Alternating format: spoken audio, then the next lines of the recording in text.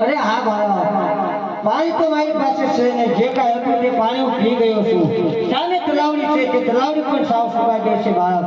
તો પાણી તને ક્યાંથી લઈ આપું? અરે એક વાર જોઈ તો જુઓ જ, જ્યાં જરૂર પાણી હશે. અરે હા બાળક નો દિવસે આગળ છે, તો લાવ પાણી ભરવા લાવ. પાણી ના ભરવા